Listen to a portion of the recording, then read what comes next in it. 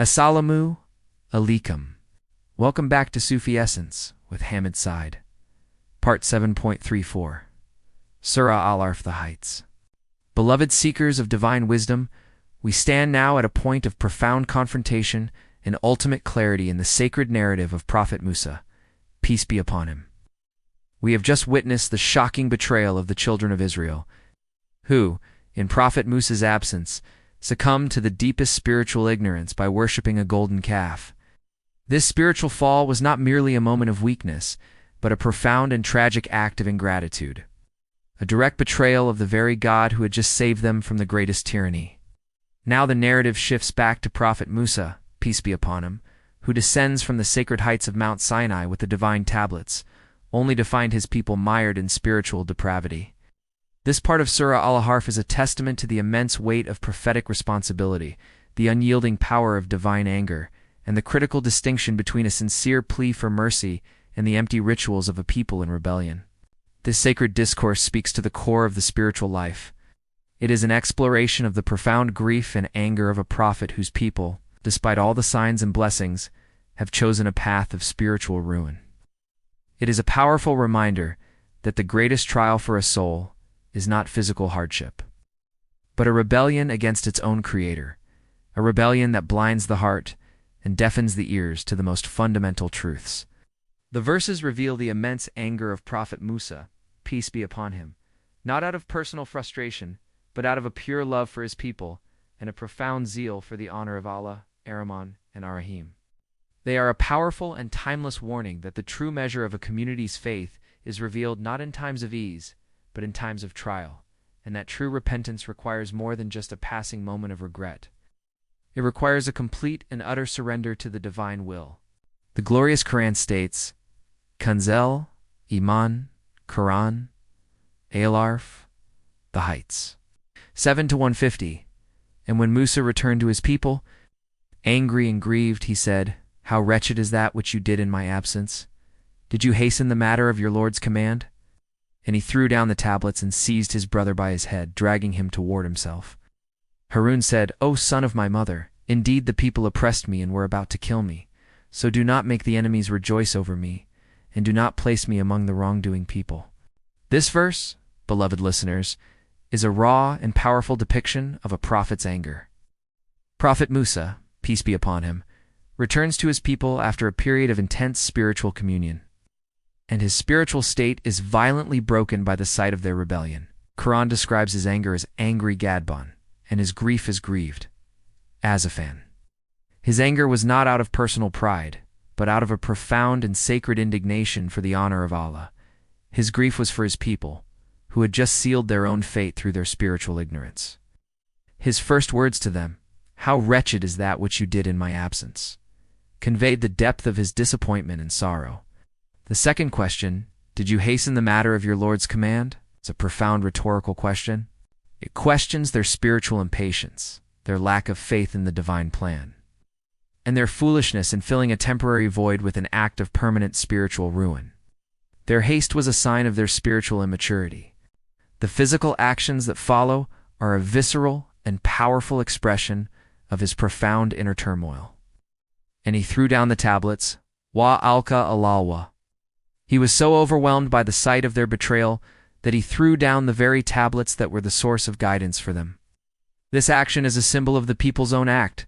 They had thrown away their own guidance and their own spiritual destiny. His seizure of his brother, Prophet Harun, peace be upon him, is a testament to his immediate and overwhelming desire for a full explanation. Prophet Harun's, peace be upon him, response is filled with wisdom and mercy.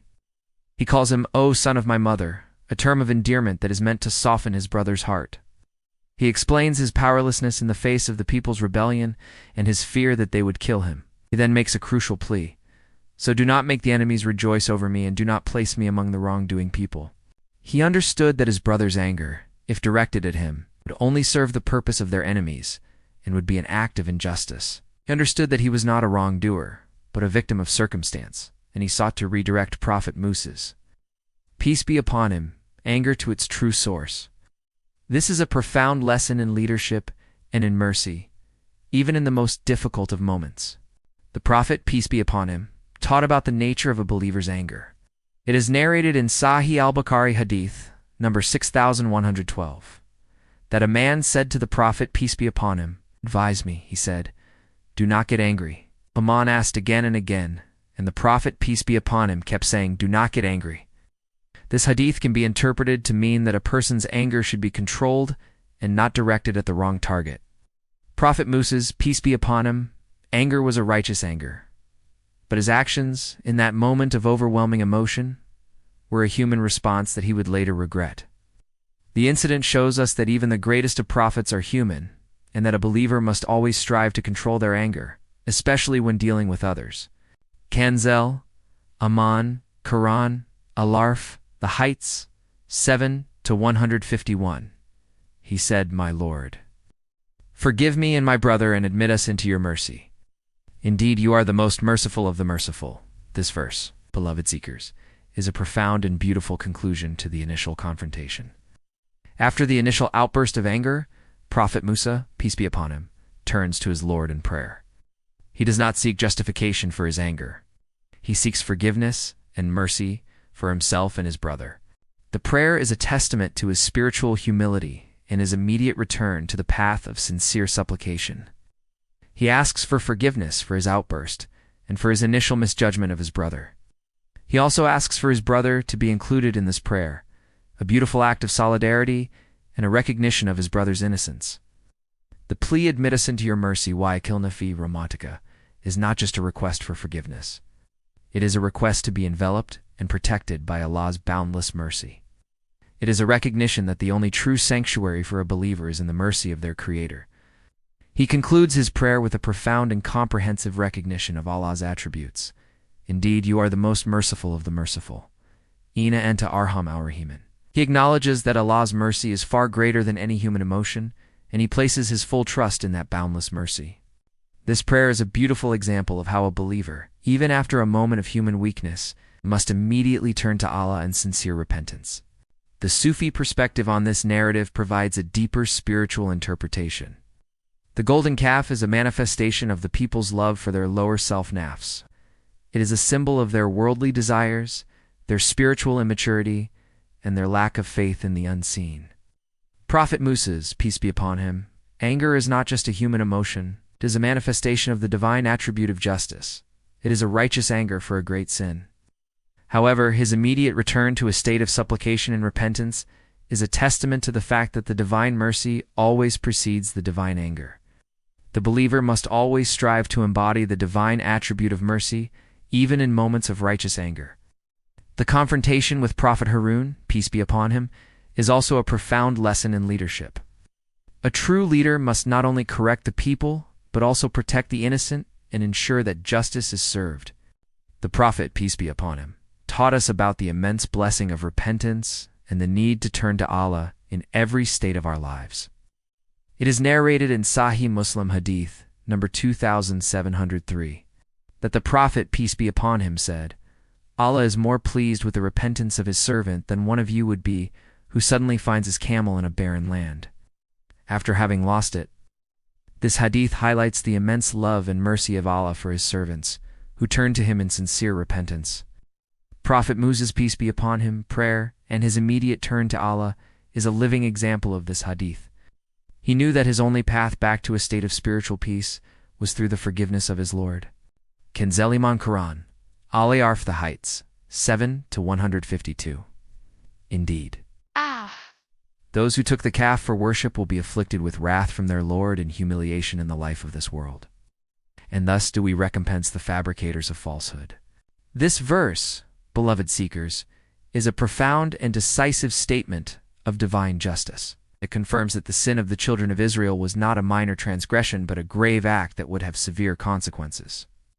Both in this life and the next, the phrase will be afflicted with wrath. Yagabel signifies a powerful and inescapable divine displeasure. This wrath is not a random punishment. It is a direct and just consequence of their actions. The phrase and humiliation in the life of this world is a crucial spiritual insight.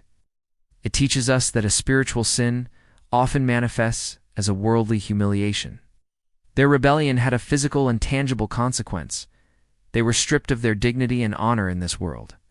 This is a timeless lesson for all of us. A heart that is not in a state of submission to the Creator will be humiliated by the creation. A person who seeks glory in the fleeting things of this world will ultimately be humiliated by them.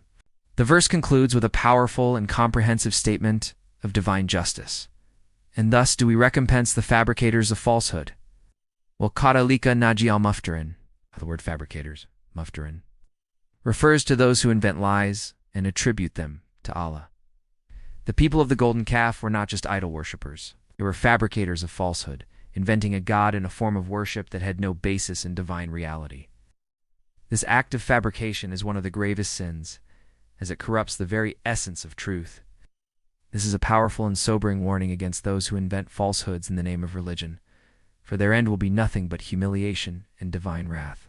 The Sufi master would emphasize that the golden calf is a symbol of every form of falsehood that we create and worship in our hearts, the falsehood of our own ego, the falsehood of worldly wealth, the falsehood of fame, and the falsehood of power.